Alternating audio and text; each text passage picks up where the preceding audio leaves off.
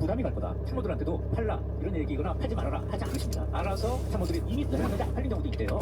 어떤 수석님 얘기 들어보니까 몇 달째 내놨는데 안 팔리고 있다 그래서 확 내려갖고 내놓겠다고 다시. 자, 이 대목은 이재명 대통령이 본인의 말로 아주 명확하게 정리를 해뒀거든요. 뭐라고 했는지 들어봅시다. 지금 뭐 일부에서 정부에 관계된 사람들 중에 다주택 있는데 먼저 팔아라, 꼭 시켜야 되는 거 아니냐 이렇게 얘기하는데 저는 이것도 문제가 있다고 생각합니다. 제가 예를 들면 누구한테 이거 팔아라, 꼭 시켜서 팔면 그거는 그 정책이 효과가 없다는 뜻이에요. 제발 팔지 말고 좀 버텨줘 라고 해도 팔게 상황을 만들어야죠. 그 시켜서 억지로 파는 거 의미 없어요. 파는 게 이익이다. 지금 다주택을 해소하는 게 경제적으로 이익이다라고 합리적 판단이 가능하게 제도를 만들어야죠. 정답이에요. 사유재산을 팔라 말라 할 수는 없어요. 파는 게 이익인 정책과 제도를 만들어야 된다. 너무 맞는 말이에요. 그리고 그런 제도가 완비되기 전에라도 이거는 이제 참모들에게만 해당되는 사항인데 대통령이 지금 총알을 빗발친 전장 맨 앞에 서가지고 진입 앞으로 외쳤는데 참모들이 다른 방향 보면 안 되는 거 아닙니까? 물론 투기가 아니라 어쩔 수 없이 예를 들어서 부모님이 돌아가셨어요. 그러면 다주택자 되는 거예요. 물려받아가지고 한 이사 도중에 혹은 업무상 이유로 투기가 아니어도 다주택자가 되는 경우 있습니다. 네. 근데 이제 공적인 일을 한다는 건 때로 그런 사적인 억울함을 감수할 수밖에 없을 때가 있어요. 대신에 사적 욕망을 추구해서 얻는 이익보다 보다라고 하지 말고 이익과는 차원이 다른 종류의 성취감을 얻게 된단 말이죠. 그런 공적 성취가 더 중요한 사람이 공직을 해야 된다고 저는 생각해요. GPS가 그래서 참모들 손에 연결되었습니다. 억울함이 있을 수 있는데 경로를 이탈하여 재검색합니다. 다음 세라 잠시 후 언덕마을 방면으로 좌회전입니다. 그렇습니다. 이어서 다주택 여부 처분 좌회전입니다. 의향이 있는지 확인해서 처분 계획까지 가겠다고 합니다. 며칠 이상이 되잖아요. 부채 이사는 처분 의향이나 계획이 있는지 예 아니오로 답변한다고 합니다. 그러면 잠시 후 공직에 있는 동안 언덕마을 계속 방면으로 임용 후 좌회전입니다. 3개월 안에 처분을 하고 공직에 있는 동안 1주택을 유지하겠다는 가지를 받는 다짐을 받는 겁니다. 그럼 구체적인 계획도 제출해야 돼요? 그렇습니다. 처분 대상 부동산과 처분 방법, 처분 완료 예정일도 쓰도록 한다고 합니다. 처분이 개인적인 사정으로 어려울 경우에 그 이유를 따로 써야 한다고 합니다. 그러니까 이재명 대통령이 지금 하려고 하는 건 뭐냐면 실거주하지 않는 자산 증식 목적의 다주택 보유가 손해다 하는 걸 시장의 보편 상식으로 만들려고 하는 겁니다. 수십 년간 이어져온 자산시장에서의 부동산 불패 신화를 무너뜨리려고 하는 거예요. 이건 그동안 아무도 못했던 겁니다. 왜냐면 한도에 이어진 게 아니고 이건 거슬러 올라가면 박정희 강남개발 때부터 그러니까 1970년부터 복부인이라는 단어와 함께 지금 50년 이상 대한민국에 뼈뼈이 1km 쌓여온 대한경로 분기점이 아주 있습니다. 오래된 인식을 근본적으로 뒤집으려고 하는 거예요. 그거 굉장히 어려운 거예요. 근데 저는 이번엔 이게 가능할 수도 있겠다 싶은 게 그동안의 부동산 대책은 본질이 윤리적인 제재였어. 윤리적인 제재. 네가 나쁜 놈이야. 투기는 죄야. 윤리는 이익을 이길 수가 없습니다. 나한테 이익이 되는데? 이재명이 방식이 다른 점은 윤리적 접근이 아니라 경제적 접근을 한다는 거예요. 손해 날걸? 경제적으로? 그렇게 만들 정책적 수단이 과거에 없었던 게 아니에요. 근데 과거에 정치가 그런 수단을 쓰려고 할 때면 그럴 때마다 이 부동산으로 구축되었던 기득권이 당신이 그렇게 하면 선거에서 표 잃을 거야? 그리고 실제로 그렇게 만들기 위해서 그 부동산 공화국과 이익을 공유하던 보수지 경제지들이 떼거지로 달려들어가지고 다구리를 쳤어. 지금도 그렇게 하는 거죠. 옛날에 하던 버릇대로 맨날 기사 쓰고 다 거짓말이거든 그거. 근데 이재명 대통령이 뭐라고 했냐면 당장 유불리를 따지지 않으면 사용할 수 있는 정책 수단 얼마든지 있어요. 선거 신경 안 쓰겠다는 거예요. 이러면 저쪽에서 협박할 수단이 사라지는 거예요. 그러면서 손해가 되는, 경제적으로 손해가 되는 정책을 펴겠다. 당신이 부도덕합니다. 당신이 죄를 짓고 있어요. 당신 그게 아니라 손해 볼 걸. 그리고 그 다음 단계, 이게 가장 중요하다고 보는데 당신들의 그 욕망은 누구나 돈을 벌고 싶은 욕망이 있을 거예요. 그 욕망은 이쪽에서 성취해 라면서 주식시장으로 눈길을 돌리는 게 아니라 물꼬를 글로 틀고 있는 거예요. 주식은 미리 띄워놓고 부동산을 그 다음 순서로 몰아치고 있는 거예요. 이게 이재명의 플랜입니다. 그래서 저는 이번에는 성공할 것 같아요. 그리고 그래서 주식시장이 올라간다고 생각해서 말을 합니다. 대한민국에서 1월달에 5천 간다고 말하는 300m 앞 언덕마을 방면으로 우회전입니다. 1월달에 5천 간다고 이어서 주장하는 유일한 사람이 좌회전입니다. 제가 주식을 알아서 그랬던 게 아니고 지금 말한 이 이재명의 플랜 착착 진행되는 이 플랜을 보고 있자니 야 이건 뭐 대통령이 직접 기발해준 메가트렌이다. 이럴 때 기술 분석 같은 거 나 할지도 모르지만 안 통합니다. 올해 상반기에 6천 갑니다. 상반기 이내에. 자 그래서 1월달이라고 말한 것이고 1월달 갔잖아. 네. 6천 원. 잠시 후 이 전체 큰 그림을 봐야 돼요. 언덕마을 주식시장에서 어떤 주가가 올랐는데 내렸는데 미국 시장 어떤 이런 얘기를 할 때가 이어서 아니에요. 좌회전입니다. 이렇게 큰 판이 움직이는데 어떻게 그걸 이게 안 보이나. 봐봐 멈추는 진짜. 어떻게든 이게 떨어질 거라고 말하는 사람들이 있어요. 이거는 있는 그대로 보는 게 아니라 자기 바람을 통해서 하는. 잠시 후 자, 좌회전입니다. 얘기하니까 김건희 푸는 이야기 어제 얘기했던 거 오늘 얘기했는데 왜냐면 이제 종합특검 후보 두 분이 이틀 전에 날짜는 3일 전이에요. 추천했기 때문에 오늘이 특검 임명이죠. 네. 추천받은 날로부터 3일 이내니까 오늘부터. 오늘부터 아니고 오늘입니다. 네, 대통령이 오늘 특검 임명해야 하는 날이니까 오늘 아마 발표될 것 같은데 둘 중에 한 분은 새로 출범하는 종합특검 2기 가장 중요하게 밝혀내야 할 대목이 여러 번 얘기했지만 저는 김건희 씨와 계엄의 관련성이라고 보는데 그래야 진짜 계엄의 큰 그림이 나온다고 저는 보는데 김건희 씨는 지금 자기가 나오는 줄 알아요? 제가 지금 수집한 첩보예요. 곧 보석 신청할 겁니다. 김건희 씨 제가 정권초에 윤석열 정권초에 네. 2022년에 네. 까마득하 옛날 같죠. 2022년에 네. 김건희 씨 출마할 거라고 22년이요? 네. 윤석열 정권 잡자마자 몇 달 있다가 네. 자기가 출마할 것 같은데 제가 그때 얘기했을 때는 아무도 믿지 않았어요. 진짜 아무도 믿지 않았는데 JTBC 김건희 플랜에 나오잖아요. 그 내용이. 근데 제가 왜 그런 생각을 했는지 잠깐 설명할게요. 하고 싶은 얘기가 있어. 김건희 씨가 임기 초에 대통령 홈페이지를 자기 인스타처럼 꾸민 거 아시죠? 네. 자기 사진을 잔뜩 올려서 예를 들어서 이런 거 있잖아. 유명한 거. 저게 인스타지 뭐야. 저뿐만 아니라 잠시 저런 후 사진들. 좌회전입니다. 저런 사진들 개인 인스타에 올린 사진인데 청와대 홈피를 자기 인스타로 쓴 거야. 이게 자의식 과잉처럼 평가됐어요. 저는 다르게 생각했습니다.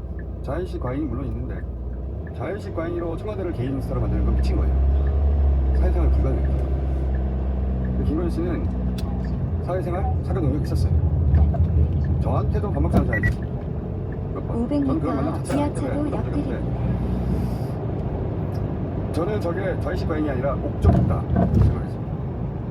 그리고 그 사진들이 하나같이 대통령이 아니라 자기가 중심이었거든요. 자기가 하도 저런 거 300m 앞 지하차도 옆길입니다. 그런 사진이 전부 다 자기가 저 사진을 골랐을 거거든요. 대통령이 뒤쪽에 있잖아.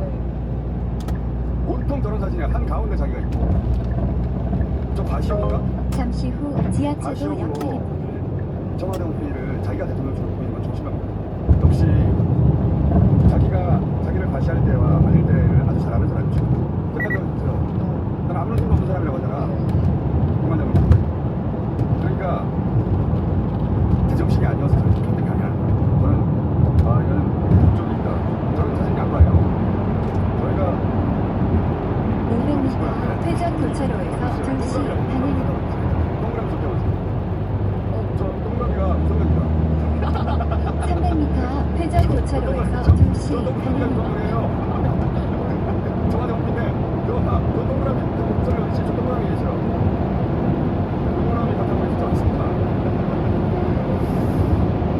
자기가 진짜 그러니까 자기가 정보를 만들었다. 이렇게 말하고 있는 거예요. 이렇게 말하는 이거고요. 그 정보를 던져고 자기가 하는 거라고 지금 말하고 있는 거예요. 방금 뭐였어요? 출마죠. 김건희 총리 나오잖아요. 윤석열까지 강화하고 윤석열 두번이고 윤석열 보고 이 사람 만져봐야 되는 거예요. 이 사람 빼고 우리끼리 보이죠. 대통령 낮춰놓고 이 사람 빼고 옆에 있는 장관들하고 선수들한테 우리끼리 따로 보이죠. 그게 윤석열 두번이고 다들 윤석열이 명태기 때 김건희 소방에서 대통령 대응하라고 하는데 저는 김건희 씨가 출마를 못하게 되자 정권 연장을 해서 대형 선택하느라고 보는 사람입니다. 전혀 다른 정치가 있고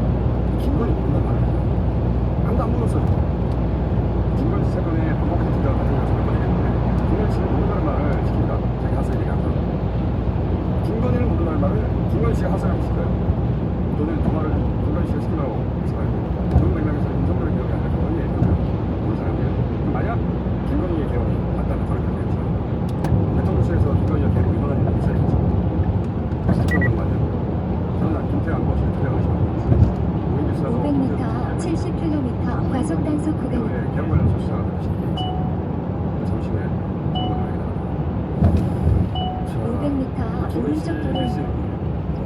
18개월 선수가 주가 같은 거예요. 난생 처음 보네요. 잠시 후 70km 과속 단속 구간입니다.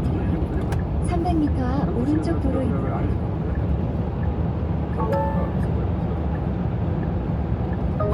잠시 후 오른쪽 도로입니다. 충격업사 어제 신임 방영대 너무 신경 써서 법사 주시는데 300m 앞 우회전입니다. 중요연대 정상에서 30년까지 치고 30년 가장 격하게 걸려요. 잠시 후 우회전입니다. 화를 내는 점이 잡고 있어요. 제가 아까 취임사에서 말씀드렸던 것처럼 사법부가 잘못한 부분에 대해서는 찾아내서 아니 찾아줬어요. 그런데 매장한 겁니다. 매장한 지 20년 지났습니다. 그 사이에 많은 사람들이 죽었어요. 억울하게. 윤석열 정권이 내란을 저질러서 성공하고 사법부가 어묵하고 500m 앞 회전 교차로에서 경기도 사격장 양감면사무소 방면 12시 방향입니다. 생각하지 않으십니까? 참하지 않으십니까? 말하는 저희들로서는 평화까지 해야 되나? 그런 생각 안 들겠습니까? 고치말을 하고 싶겠습니까? 본 행정처는 도대체 왜 있는 겁니까? 국민에 대한 증오는 전혀 없습니까? 사법개혁을 촉구하면 사법부 독립을 침해한다는 아우성만 치면 하는 겁니까? 행정처장님이 자발적으로 물러나지 않으시면 일련 청문회를 보겠습니다. 합격인지 아닌지 살펴보기로 하겠습니다. 300m 앞 회전 교차로에서 경기도 사격장 양감면사무소 방면 12시 방향입니다. 300m 앞 회전 교차로에서 경기도 사격장 양감면사무소 방면 12시 방향입니다. 그런 인식에 대해서 그러니까 과거사를 바라보는 전방에 과속 방지턱이 있습니다. 말에 대해서 신임 법원 행정수사 받아줄 수 없습니다. 당신은 사퇴하세요. 이런 얘기를 하는 거예요. 잠시 후 회전 교차로에서 경기도 사격장 양감면사무소 방면 12시 방향입니다. 시간 되면 오늘 시간 됐을 거인데 이걸 한번 틀고 그것도 요약이에요. 추미애 법사위원장이 판사 출신. 전방에 과속 방지턱이 마인드를 있습니다. 잘하는데 그런데 신임 법원 행정처장이 문제가 많다고 생각. 그걸 세상에 알리고 싶은 거지. 만약에 오늘 영상으로 다 전달이 안 되면 잠시 후에 내일 따로 한번 모셔보겠습니다. 자, 그리고 어제 위안부 소녀상 모욕하는 검찰 조사받은 단체 대표가 청와대 부장인데 다음 안내까지 직진입니다. 국민의힘 대표 김병훈 씨가 어제 청와대 분수대 앞에서 이재명 대통령에게 사과를 요구했습니다. 이 대통령한테 무슨 사과하려고 하는 거예요? 지난 2월 1일에 이 대통령이 소녀상 모욕 챌린지에 사람이라면 이럴 수 없다라고 한 SNS에 사과한 겁니다. 영상 있습니까? 전방에 과속 방지턱이 있습니다. 요구한 것뿐입니다. 공권력은 맵시만 여자라고 무섭지를 말했으니까 일제하였으면 그들을 가리켜 장기라고 했어요. 영어로는 프라스티튜드다. 분명히 이야기했어요. 이게 역사적 사실을 소녀상 들어서 문제적 사기입니다. 친일 라이트 핵심 인사들이 사과했는데 나치 찬양하면 독일에서는 처벌합니다. 지금도 소녀상을 모욕하는 건 뿌리를 찾아가면 위대한 일본 제국주의가 그랬을 리가 없다 라고 하는 일제 전범에 대한 일본 제국주의에 대한 찬양이에요. 동시에 그 피해자에 대한 혐오 범죄입니다. 나치 찬양을 그것은 역사 해석의 차이야 이렇게 말하는 사람이 전 세계에 어디 있어요? 청원회장이에요. 이걸 마치 역사 해석을 달리하는 학문적 견해 차이처럼 말하거든요. 아닙니다. 강력하게 처벌해야 합니다. 자, 이거는 전방에 정면 과속 방지턱이 그러니까 있습니다. 자, 오늘 여기까지 하겠습니다. 경선은 힘들다 곽민정이었습니다.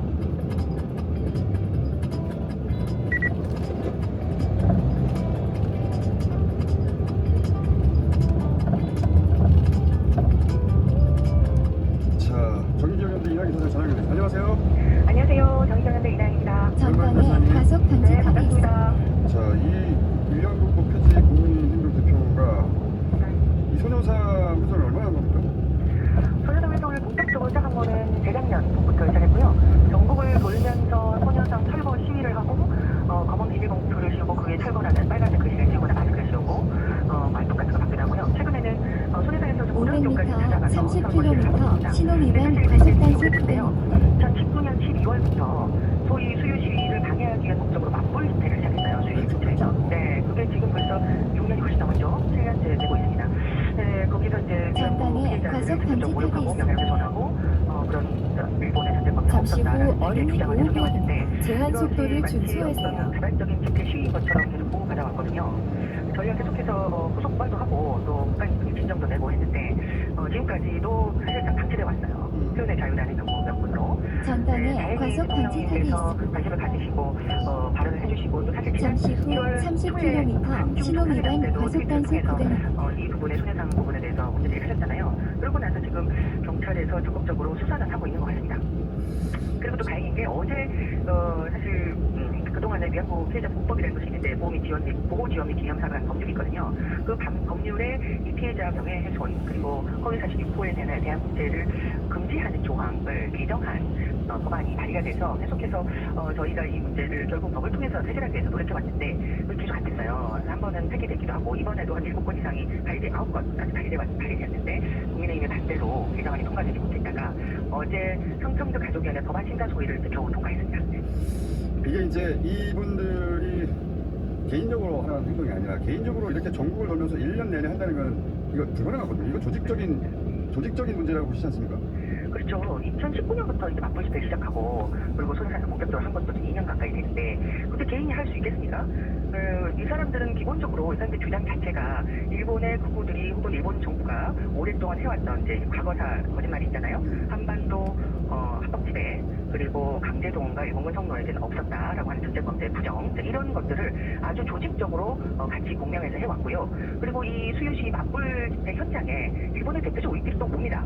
와서 같이 집회도 하고 일자리를 쓰면서 네 그리고 이분들이 또 일본에 건너가요. 일본에 건너와서 집회를 하기도 하고 토론을 하기도 하고 심지어 일본 극우 단체들이 지원을 받아서 유엔에까지 가서 일본 극우 단체 몫으로 발언을 합니다. 강제동원 없었다 이런 식으로 가지고 일본 성노예제 부정한 발언을 하고 이렇게 하는데 이게 무슨 개인이 하는 것이겠습니까? 네, 결국은 이제 다양한 형태로 일본의 극우와 한국의 우익들 극우들이 조직적으로 연계되어 있고 서로 지원하는 체계가 이미 오래전부터 갖춰져 왔다. 그 가운데 지금 드러난 사람들은 일부 행동대장일 뿐이다. 네, 그게 어제 청와대 앞에서 이번에도 기자회견 했잖아요. 네, 잠깐 지금 방송에서 틀린 것 같은데 그 자리에도 한국의 대표적인 보수 우익이라고 할 수 있는 이영훈 씨, 유석준 씨, 또 이우연 씨 등 낙선대 경제연구소 출신의 이분들이 같이 발언했지 않습니까? 네, 이분들은 사실은 지난 혹시 램지어 사태 기억하십니까? 2년 전에 네, 램지어 소위 하버드대 미쯔비시 교수입니다. 네. 이분이 그 위안부 문제를 부정하는 논문을 냈을 때 같이 서로 서명해주고 연명해주고 지지해주는 사람들이었어요. 그것도 램지어 교수가 이 사람들한테 고맙다는 또 공개적인 발언을 하기도 하고요. 그래서 이렇게 조직적으로 과거사 문제를 부정해온 사람들이다라고 볼 수 있습니다. 2년 전이 아니라 5년 전이에요. 램지어 교수도 그렇고 이 우리 보수이라고 하셨는데 극우라고 해야 되겠죠. 뉴라이트 극우 세력들이 연계되었다고 말하기보다는 저는 하수인이 아닐까 싶은 것이 일본 극우는 일본 제국주의를 찬양하는 거예요. 맞습니다. 네. 그러면 우리 극우는 우리 체제를 찬양해야 되거든요. 뭔가 과거로부터 구조적인 요소를 끌어내가지고. 근데 우리 극우는 일본 제국주의를 찬양해요. 그 한국 극우의 독특한 특이성이라고 볼 수 있죠. 그것도 아니에요, 그러니까. 네, 근데 친일 하수인이다. 네, 일본 우익의 행동대장 이런 정도로 볼 수 있겠죠. 하수인처럼 저는 보여집니다. 왜? 네, 맞습니다. 우리가 과거에 이 정권 차원의 극우적인 어떤 일을 저질렀다면 그게 이제 와닿아서 그걸 적극적으로 옹호하면 또 모르겠어요. 근데 양반들은 일본 극우가 우리 한반도에 저지른 범죄를 옹호하고 있으니까 그것도 아닌 거지. 그렇죠. 근데 일반적으로 우리가 극우라고 할 때는 500m 결국은 진정적 민족주의자들을 보통 극우라고 방향입니다. 하는데 한국은 반민족주의자이기 때문에 아주 독특한 형태인데 저희는 식민지형 극우라고 명명하거든요. 자, 다행히 대통령이 이 사안에 대해서 관심을 가지고 있고 경찰이 그동안 이제 윤석열 정권 시절에 아예 손 놓고 있었단 말이죠. 방치하고. 네, 오히려 더 날뛰었죠. 그래서 그분들이 윤석열 정부를 등렸고 300m 10시 방향입니다.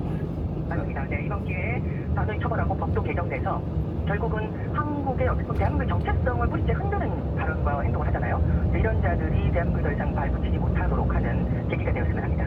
자, 그래서 5.18 특별법 만든 것처럼 관련된 특별법 만들어서라도 강력하게 처벌해야 됩니다. 잠시 후 우리를 10시 뽑아낸다고. 방향입니다. 자, 연결하는 김에 이 관련 후원 계좌. 아, 네.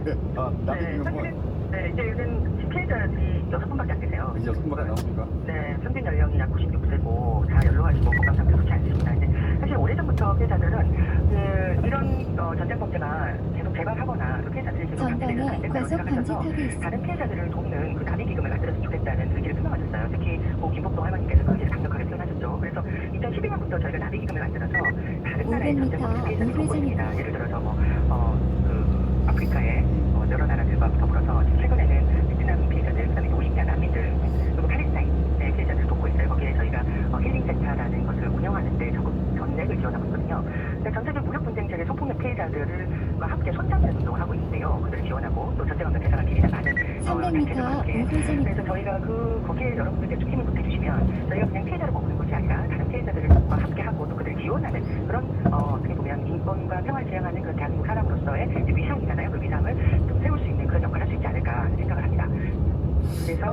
잠시 후 우회전입니다. 다른 나라의 전쟁 피해자들도 돕게 된다. 그게 결국 이제 우리의 역할이 아닐까 하는 생각을 하게 됩니다. 그 할머니 자연인으로서의 사연은 마감하지만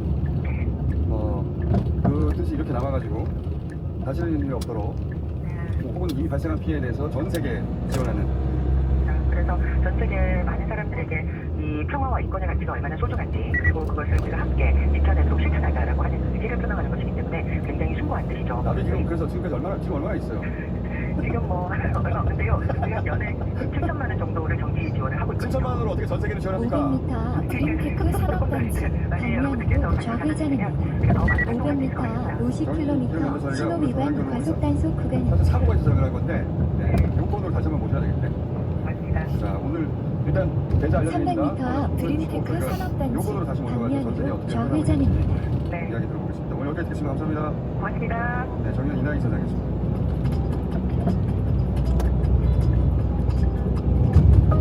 잠시 후 드림테크 산업단지 방면으로 좌회전입니다. 잠시 후 50km 신호 위반 과속 단속 구간입니다. 자, 오랜만에 모셨습니다. 김병주 의원 안녕하십니까? 네, 안녕하세요. 다시 모십니다. 김성훈 의원 안녕하십니까? 오늘 대통령이 지금 임명한 날이죠. 네. 지금 검사 출신한 분, 판사 출신한 분이 있는데 오늘 개인적인 500m 좌회전입니다. 이어서 목적지 부근입니다. 판사가 맞습니까? 판사가 맞습니까? 검사가 그렇죠. 근데 그 임원 판사님은 노동법 전문으로 인권에 아주 관심이 많은 분인데 형사재판을 많이 하지 않았다고요.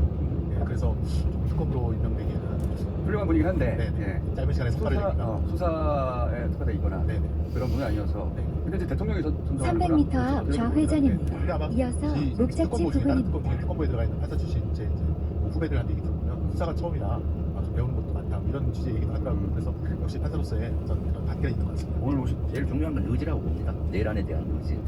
제가 지난번에 내란 특검도 방문을 해서 사법부 조의대부터 수사라고 요구했을 때 의지가 약하더라고요. 그리고 내란을 보는 관점이 그 당시 내란 특검도 국민의 눈높이만큼 강한 것이 아니더라고요. 그래서 능력도 능력이지만 이번 종합특검은 실제 보다 중요하죠. 네. 의지와 능력 두 가지를 다. 자, 네. 오늘 모신 이유는 그 중에서도 이제 그 내란 외환 관련 네. 무인기호 대표되는 요 대목 중에 1기에서 제대로 수사 못하는 대목 2기에서 어디를 집중적으로 수사를 해야 되느냐 1기에서 선발 낸 부분도 있지만 아쉬운 부분도 굉장히 크게 있잖아요. 네. 한덩어리가 김건희의 내란 관련인데 네. 이 내란 외환 관련해가지고 2기 종합특검이 놓치지 말아야 핵심 포인트거든요. 저는 실제 내란 외환 중에서 특히 정보사 불행요원과 관련된 거는 제대로 수사가 아니고 아무것도 안 된 거 아니에요? 네네. 불행요원들에 의해서 실제 여러 가지를 했었는데 조사가 안 이루어졌고. 그때 그런 얘기 있었습니다. 네. 그 공항 코파 그러니까. 제발 우리 그만두고 싶다. 네. 우리가 그만두고 싶다 만들어 달라. 그래서 나중에 블랙들이 리턴했다고 하고 네. 다른 곳은 리턴 된지 안 잠시 된지 모르겠다. 그런 얘기 후 있었잖아요. 좌회전입니다. 내란 이후에 이어서 목적지 위해서 부근입니다. HID 또는 오비들을 이용해서 정주공항 폭파, 또 사드 기지, 네. 사드 기지 폭파 뭐 등등해서 대기하고 명령을 받았었는데 해제 명령이 안 내려와서 누가 계획한 건데? 네. 그 여인형 방첩재량관 수첩에 보면 미니멈 안보 위기, 맥시멈 노아 용수라고 적혀져 있으니까 최소 안보 위기를 일으키거나 아니면 노아 용수 자기네 몇 명만 살고 전면전. 나머지는 다 뭐 우리나라가 죽어도 상관없다라는 네. 그런 기재가 왜 나왔고 그거에 대한 계획이 어떻게 시행되었는지 그걸 파헤쳐야 되는데 목적지 법조인 입장에서 보면 이번에 그 불안도 안내를 있었는데 종료합니다. 전 갑자기 튀어나오죠. 네네. 근데 그게 비상계엄에 선포되면 사실 군법무관 세상입니다. 사법권과 경찰권을 다 갖고 있는 그 법무관이 다 사인을 해야 검사들도 판사들도 그 사인 갖고 군인의 세상이에요. 군인의 세상입니다. 예. 그다음에 그걸 갖다가 그 도구로 사용되는 게 군법무관이에요. 네. 거기서 자기 말을 잘 들을 사람들을 선별했다는 거 아닙니까? 최강욱 의원의 요지는 내가 왜 들어갔느냐. 네. 최강욱 의원의 요지는 그거였어요. 그 자기 이름을 거기다 이용해가지고 자기가 모르는 사람들이라고 하더라고요. 이용해가지고 나이 많은 육사 출신인데 나이 많은 법무관들을 다 쳐내야 자기들 말을 듣는 법무관을 채울 수 있으니까 그렇죠. 그